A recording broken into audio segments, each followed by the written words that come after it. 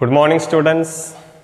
Welcome back to the online classes of Marcus Higher Secondary School, Karandur. Today we are going to discuss the continuation of the last topic. Our last topic was effects of electric current. In that session, we already discussed the first applications of the effects of electric current, that is heating coil. As you know, nichrome wire is used as heating coil. അത്രയും ഭാഗങ്ങളാണ് നമ്മൾ കഴിഞ്ഞ class വരെ പഠിച്ചത്. അതുമായി ബന്ധപ്പെട്ട് ഒരു കാര്യം കൂടി ഞാൻ പറയുകയാണ്. Induction cooker, electric microwave oven, ഇവ രണ്ടും ഒരു ഹീറ്റിംഗ് ഡിവൈസാണ്. പക്ഷേ ഇതിൽ ഹീറ്റിംഗ് കോയിൽ അല്ല ഉപയോഗിക്കുന്നത്. പ്രത്യേകം നിങ്ങൾ മനസ്സിലാക്കണം, മൈക്രോവേവ് ഓവനിലും ഇൻഡക്ഷൻ കുക്കറിലും ഹീറ്റിംഗ് കോയിൽ അല്ല ഉപയോഗിക്കുന്നത്. പകരം മൈക്രോവേവ് ഓവനിൽ മൈക്രോവേവ്സും ഇൻഡക്ഷൻ കുക്കറിൽ എഡ്ഡി കറൻസുമാണ് ഉപയോഗിക്കുന്നത്. ഈ മൈക്രോവേവ്സിനെ പറ്റിയും എഡ്ഡി കറൻസിനെ പറ്റിയും ഡീറ്റെയിൽഡ് ആയിട്ട് ഹയർ ക്ലാസ്സിൽ നിങ്ങൾ പഠിക്കുന്നതായിരിക്കും. Then the second applications of the effects of electric current is safety fuse. നിങ്ങൾ കണ്ടിട്ടുണ്ടാവും സേഫ്റ്റി ഫ്യൂസ് എന്താണ് എന്നുള്ളത്. ഇതാണ് ഒരു സേഫ്റ്റി ഫ്യൂസ്. ഈ ഡിവൈസ് നിങ്ങളൊക്കെ കണ്ടതാണ്. നമ്മുടെ വീടുകളിലൊക്കെ KCBയിൽ നിന്ന് പവർ സപ്ലൈ വഴി വീട്ടിലേക്ക് കറണ്ട് എത്തിയിട്ട് നമ്മുടെ കിലോവാട്ട് ഹവർ മീറ്റർ എന്ന് പറയുന്ന ഡിവൈസുകളിൽ ബന്ധിപ്പിച്ച ഒരു ഡിവൈസാണ് സേഫ്റ്റി ഫ്യൂസ് എന്ന് പറയുന്നത്. പേര് പറയുന്നത് പോലെ സുരക്ഷാ ഫ്യൂസ്, സുരക്ഷിതത്വത്തിന് വേണ്ടിയിട്ടാണ് ഈ ഫ്യൂസ് ഉപയോഗിക്കുന്നത്. Safety fuse is a device which protects us and the electrical devices from danger due to the excess flow of electric current. Safety fuse നമ്മെയും ഇലക്ട്രിക്കൽ ഡിവൈസുകളെയും സംരക്ഷിക്കുകയാണ്. എപ്പോൾ അതിലൂടെ ഇലക്ട്രിക്കൽ ഡിവൈസസിലൂടെ കൂടുതൽ കറണ്ട് ഫ്ലോ ചെയ്യുന്ന സമയത്ത് ഡിവൈസുകളെ സംരക്ഷിക്കുന്ന ഒരു ഉപകരണമാണ് സേഫ്റ്റി ഫ്യൂസ് എന്ന് പറയുന്നത്. സേഫ്റ്റി ഫ്യൂസും വർക്ക് ചെയ്യുന്നത് ഹീറ്റിംഗ് ഇഫക്റ്റ് ആയിട്ടാണ്. വൈദ്യുതിയുടെ താപഫലമായിട്ടാണ് സുരക്ഷാ ഫ്യൂസ് വർക്ക് ചെയ്യുന്നത്. സുരക്ഷാ ഫ്യൂസിൽ സാധാരണമായിട്ട് ഉപയോഗിക്കുന്നത് ടിന്നിൻ്റെയും ലെഡിൻ്റെയും ടിൻ ആൻഡ് ലെഡ് അലോയ്സ് ആണ്. ടിന്നും ലെഡും കൂടിയ ലോഹസങ്കരമാണ് സുരക്ഷാ ഫ്യൂസിൽ ഉപയോഗിക്കുന്നത്.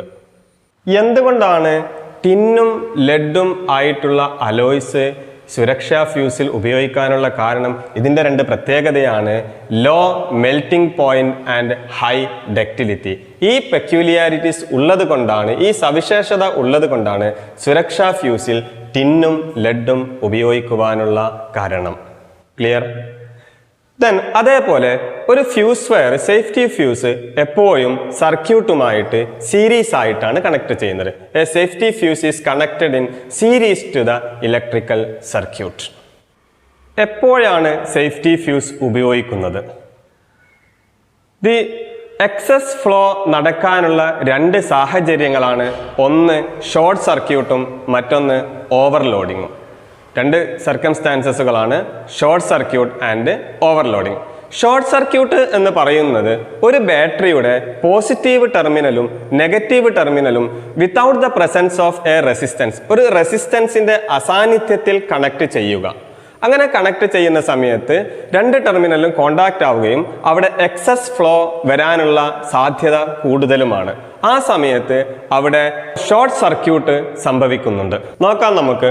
ഒരു ബാറ്ററിയുടെ പോസിറ്റീവ് ടെർമിനലും നെഗറ്റീവ് ടെർമിനലും നേരെ കണക്ട് ചെയ്ത് കഴിഞ്ഞാലാണ് ഷോർട്ട് സർക്യൂട്ട് നടക്കുന്നത്. രണ്ടാമത്തെ കണ്ടീഷൻസ് ആണ് ഓവർലോഡിങ്.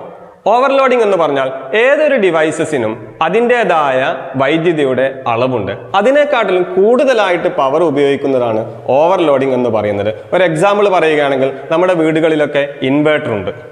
ഇൻവേർട്ടറിന്റെ ഏകദേശം അതിൻ്റെ പവർ കപ്പാസിറ്റി എന്ന് പറയുന്നത് 500 വാട്ട്സ് ആണ്. ആ 500 വാട്ട്സ് ഉപയോഗിച്ചിട്ട് നമ്മുടെ വീട്ടിലുള്ള ഫാന്, ലൈറ്റ് എല്ലാം നമുക്ക് സുഖമായിട്ട് ഉപയോഗിക്കാൻ സാധ്യമാണ്. എങ്കിൽ നമുക്ക് ഒരു 1000 വാട്ട്സ് ഉള്ള ഒരു ഇൻഡക്ഷൻ കുക്കർ ഈ 500 വാട്ട്സ് ഉള്ള ഇൻവെർട്ടർ ഉപയോഗിച്ച് വർക്ക് ചെയ്യാൻ സാധിക്കുകയില്ല. കാരണം അത് ഓവർലോഡിംഗ് ആണ്.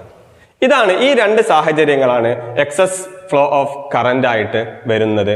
ഒന്ന് ഷോർട്ട് സർക്യൂട്ട്, മറ്റൊന്ന് overloading. Clear?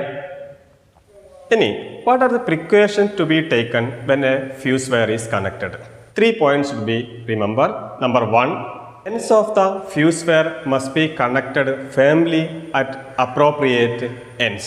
Number 2, fuse wire should not be projected out of the carrier base. ഇതാണ് കാരിയർ ബേസ്, ഇതാണ് ഫ്യൂസ് വയർ. ഈ ഫ്യൂസ് വയർ ഈ കാരിയർ ബേസിന് പുറത്തോട്ടായിട്ട് ഒരിക്കലും കാണാൻ പാടില്ല. Number 3, fuse wire should have appropriate amperage. Then what is amperage? Amperage is the ratio of the wattage to the voltage. ഏതൊരു ഡിവൈസസിനും അതിൻ്റെതായ amperage കാണാൻ പറ്റും. ഈ ഫ്യൂസ് വയറിൻ്റെ ആംപിയറേജ് ഇവിടെ മാർക്ക് ചെയ്തിട്ട് കാണാം, 32 ആംപിയർ ആണ്. 32 ആംപിയർ. അതേപോലെ ഏതൊരു ഡിവൈസ്, ചിലപ്പോൾ ചില ഡിവൈസസിന് അത് 5 ആംപിയർ ആയിരിക്കാം, 0.2 ആംപിയർ ആയിരിക്കാം. ഇങ്ങനെ മാർക്കറ്റിൽ ഓരോ റേഞ്ചിലും ആംപിയറേജിലുമുള്ള ഈ ഫ്യൂസ് വയർ നമുക്ക് മാർക്കറ്റിൽ അവൈലബിൾ ആണ്. Electric power. Electric power is the amount of energy consumed by an electrical devices in unit time. ഒരു പ്രത്യേക സമയത്തിൽ ഒരു ഡിവൈസ് കൺസ്യൂം ചെയ്യുന്ന ഊർജത്തിൻ്റെ അളവിനെയാണ് ഇലക്ട്രിക്കൽ പവർ എന്ന് പറയുന്നത്. ഇലക്ട്രിക്കൽ പവറിൻ്റെ ഇക്വേഷൻ നമ്മൾ ഓൾറെഡി പഠിച്ചതാണ്. Power P is equal to work by time. Work by time. ഇവിടെ വർക്ക് എന്ന് പറയുന്നത് എനർജിയാണ്. നമ്മുടെ കേസിൽ ഉൽപ്പാദിപ്പിക്കപ്പെടുന്ന പ്രൊഡ്യൂസ് ചെയ്യുന്ന എനർജി H ആണ്, ഹീറ്റ് എനർജിയാണ്. That is H/T. We can derive different types of equation for the power. That is power P is equal to, instead of H, I square RT. I square RT by T. T cancel. That is power P is equal to I square R. One equation for the power. Equation of the power in terms of current and resistance. Second equation, power P is equal to, instead of I square RT, we can express the equation in terms of V square by R into T. V square by R into T. That is power P is equal to, or P square R into T by T. That is T cancel. That is power P is equal to V square by R. Also one more equation is there. Power P is equal to VIT divided by T. Instead of I square RT, V square by RT. Just like that, another equation for the heat is VIT. TT cancel. That power P is equal to VI. That is 3 equations are there for the power. P is equal to I square R, equation number 1. P is equal to V square by R, equation number 2. P is equal to VI, equation number 3. These are the different equations for the electric power. Effects of electric current ൽ ഒന്നാമത്തെ ഇഫക്റ്റായ heating ഇഫക്റ്റിനെ പറ്റിയിട്ടാണ് ഇതുവരെ പറഞ്ഞത്. Number 2 is the lighting effect of electric current. വളരെ സിമ്പിളായിട്ട് പഠിക്കാവുന്നതാണ് lighting effect of electric current. അപ്പോൾ electric current ഒരു ഡിവൈസസിലൂടെ പോകുന്ന സമയത്ത് അവിടെ ലൈറ്റ് പ്രൊഡ്യൂസ് ചെയ്യും. അതാണ് lighting effect of electric current. സാധാരണ ലൈറ്റിംഗ് ഇഫക്റ്റിൻ്റെ ആപ്ലിക്കേഷൻസിൽ പറയാറുള്ളത് ഒന്ന് incandescent lamp, fluorescent lamp, discharge lamp, CFL, arc lamp, LED. ഇവയൊക്കെയാണ് ലൈറ്റ് ഇഫക്റ്റ് ഓഫ് ഇലക്ട്രിക് കറണ്ടിൻ്റെ ആപ്ലിക്കേഷനിൽ വരുന്നത്. അതിൽ ആദ്യമായിട്ട് നമുക്ക് കുറച്ച് പറയാനുണ്ട്. അതിൽ ആദ്യമായിട്ട് പറയുന്നത് ഇൻകാൻഡിസെൻ്റ് ലാമ്പ്. ഇൻകാൻഡിസെൻ്റ് ലാമ്പ് എന്ന് പറഞ്ഞാൽ നിങ്ങൾക്കറിയാവുന്നതാണ്, നമ്മൾ സാധാരണ പണ്ട് കാലത്തൊക്കെ ഉപയോഗിച്ചിരുന്ന ബൾബാണ് ഇൻകാൻഡിസെൻ്റ് ലാമ്പ്. ഇൻകാൻഡിസെൻ്റ് ലാമ്പിൻ്റെ പ്രത്യേകത എന്ന് പറയുന്നത് അതിൽ ഫിലമെൻ്റ് ആയിട്ട് ഉപയോഗിക്കുന്നത് ടങ്സ്റ്റൺ ആണ്.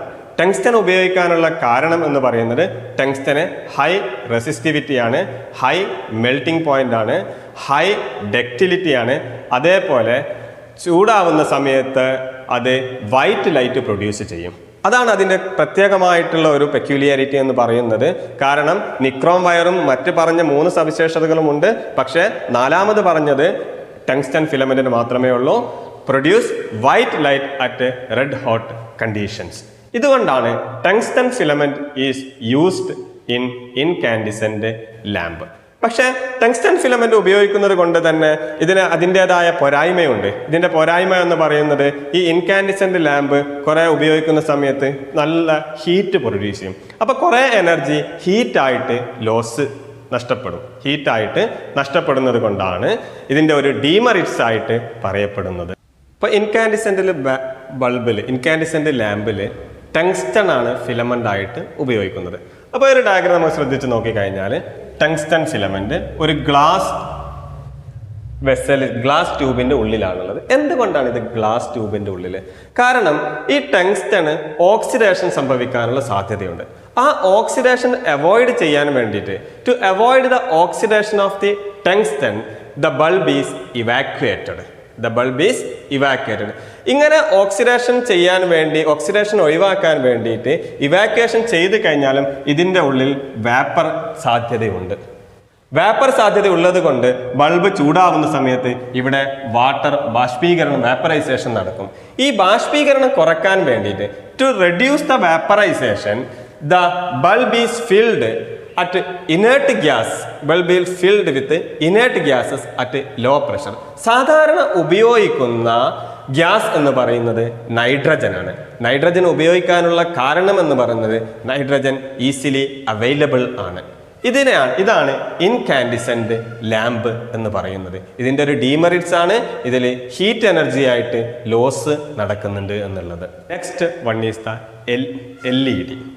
LED means light emitting diode. മനസ്സിലാക്കുക, ഇതൊരു PN ജംഗ്ഷൻ ഡയോഡ് കൂടിയാണ്. നമുക്ക് ഡീറ്റെയിൽഡ് ആയിട്ട് വലിയ ക്ലാസ്സിൽ പഠിക്കാനുണ്ട്. LED ഇന്ന് സാധാരണയായിട്ട് ഉപയോഗിക്കുന്ന ഒരു ബൾബാണ് LED എന്ന് പറയുന്നത്. എന്തുകൊണ്ടാണ് ഇങ്ങനെ സാധാരണയായിട്ട് ഉപയോഗിക്കാനുള്ള കാരണം എന്ന് പറയുന്നത്, ഇത് വളരെ പ്രധാനപ്പെട്ടതാണ്. ഇതിൽ ഹീറ്റിംഗ് കോയിൽ ഇല്ല, നോ ഹീറ്റിംഗ് കോയിൽ. അതുകൊണ്ട് തന്നെ നോ ലോസ് ഓഫ് എനർജി. അതേപോലെ ഇത് ഒരുപാട് കാലം കിട്ടും, ലോങ് ലാസ്റ്റിംഗ് ആണ്, ഹൈ എഫിഷ്യൻസി ആണ്, എനർജി സേവിങ് ആണ്. ഇതൊക്കെയാണ് LED കൂടുതലായിട്ട് ഉപയോഗിക്കാനുള്ള കാരണം. അതേപോലെ it is not harmful to the environment. പക്ഷേ ഒരു CFL സാധാരണ ട്യൂബ് ലൈറ്റോ ഒക്കെ എടുത്ത് അത് ഫ്യൂസായി കഴിഞ്ഞാൽ നമ്മളത് എൻവയോൺമെന്റിലോട്ട് ഒഴിവാക്കുന്ന സമയത്ത് നിങ്ങൾ ആ ട്യൂബ് ലൈറ്റിന്റെ ഉള്ളിലൊന്ന് തൊട്ട് കഴിഞ്ഞാൽ നിങ്ങൾക്ക് ഒരു വെളുത്തൊരു പൊടി കാണാൻ പറ്റും. ആ വെളുത്ത പൊടി എന്ന് പറയുന്നത് മെർക്കുറിയാണ്. Mercury is very harmful our environment. പക്ഷേ LED ഡിസ്പോസ് ചെയ്യുന്ന സമയത്ത് അങ്ങനെ ഒരു ഹാംഫുൾ മെറ്റീരിയൽ അതിലില്ലാത്തത് കൊണ്ട് LED is not harmful to the environment. ഇനി നമുക്ക് LED ബൾബിന്റെ ലൈറ്റ് എമിറ്റിംഗ് ഡയോഡിന്റെ വ്യത്യസ്ത പാർട്സുകൾ ഏതൊക്കെയാണ് എന്ന് പരിചയപ്പെടാം. LED ബൾബിന്റെ നിർമ്മാണവും നമുക്ക് ചെയ്യാനുണ്ട്. അത് ക്ലാസ്സിൽ ഒരു ആക്ടിവിറ്റി ആയിട്ട് ഞാൻ നിങ്ങൾക്കൊണ്ട് ചെയ്യിപ്പിക്കുന്നതാണ്. LED ബൾബിന്റെ ഒരു പ്രധാനപ്പെട്ട ഒരു ഭാഗമാണ് ബേസ് യൂണിറ്റ് എന്നാണ് ഇത് അറിയപ്പെടുന്നത്. ഇതിന്റെ പേരാണ് ബേസ് യൂണിറ്റ്. ബേസ് യൂണിറ്റിന്റെ ഫംഗ്ഷൻ എന്ന് പറയുന്നത് ഇത് ബൾബ് ഹോൾഡറുമായിട്ട് കണക്ട് ചെയ്യുന്ന ഒരു പാർട്ടാണ് ബേസ് യൂണിറ്റ്. രണ്ടാമത്തെ പാർട്ടാണ് ഹീറ്റ് സിങ്ക് എന്ന് അറിയപ്പെടുന്നത്. ഹീറ്റ് സിങ്കിന്റെ ഉപയോഗം എന്ന് പറയുന്നത് heat absorbs from the base. ഇതാണ് ബേസ് പ്ലേറ്റ് എന്ന് പറയുന്നത് which is fixed to the holder. LED വളരെ പ്രധാനപ്പെട്ട ഒരു പാർട്ടാണ് പവർ സപ്ലൈ ബോർഡ്. ഇതാണ് വളരെ പ്രധാനപ്പെട്ടത്, പവർ സപ്ലൈ ബോർഡ്. ഇതിൻ്റെ ഫംഗ്ഷൻ എന്ന് പറയുന്നത് which converts AC into DC, അതായത് alternating current into the direct current. ഈ പവർ സപ്ലൈ ബോർഡിൽ ഒരുപാട് ഡിവൈസുകൾ നിങ്ങൾക്ക് കാണാൻ പറ്റും. ഇത് ഒരു ട്രാൻസ്ഫോമർ ഉണ്ട്, കപ്പാസിറ്റേഴ്സ് ഉണ്ട്, റെസിസ്റ്റൻസ് ഉണ്ട്. വളരെ പ്രധാനപ്പെട്ട ഒരു ഡിവൈസാണ്. ഇത് പോയി കഴിഞ്ഞാൽ യാതൊരു കാരണവശാലും LED ബൾബ് വർക്ക് ചെയ്യില്ല. ഇതിൻ്റെ പേരാണ് പവർ സപ്ലൈ ബോർഡ്. അടുത്തൊരു ഭാഗമാണ് പ്രിന്റഡ് സർക്യൂട്ട് ബോർഡ് അല്ലെങ്കിൽ LED ചിപ്പ്. ഇതിലൂടെയാണ് ലൈറ്റ് എമിറ്റ് ചെയ്യുന്നത്. ഇതിന് പോസിറ്റീവ് ടെർമിനലും കാണാൻ പറ്റും, നെഗറ്റീവ് ടെർമിനലും കാണാൻ പറ്റും. പോസിറ്റീവ് ടെർമിനലുണ്ട്, നെഗറ്റീവ് ടെർമിനലുണ്ട്. LED ചിപ്പ് ഇത് പല ഷേപ്പിൽ കാണാൻ പറ്റും. ഇതിപ്പോൾ ഒരു സ്ക്വയർ ആണ്, ഇത് റൗണ്ട് ഉള്ളതുണ്ട്, പല കളറുകളിലുള്ളതുണ്ട്. ഇതിൻ്റെ പേരാണ് LED ചിപ്പ്. അടുത്തതാണ് ഡിഫ്യൂസർ കപ്പ്. ദാറ്റ് മീൻസ് ഇതിലൂടെയാണ് ലൈറ്റ് പുറത്തോട്ട് വരുന്നത്. Light comes out. Diffuser, cup. അപ്പോൾ ഇതാണ് LED ബൾബ്. LED ബൾബിൻ്റെ പ്രധാനപ്പെട്ട പാർട്സുകളൊക്കെ ഞാൻ നിങ്ങൾക്ക് എക്സ്പ്ലെയിൻ ചെയ്തു തന്നു.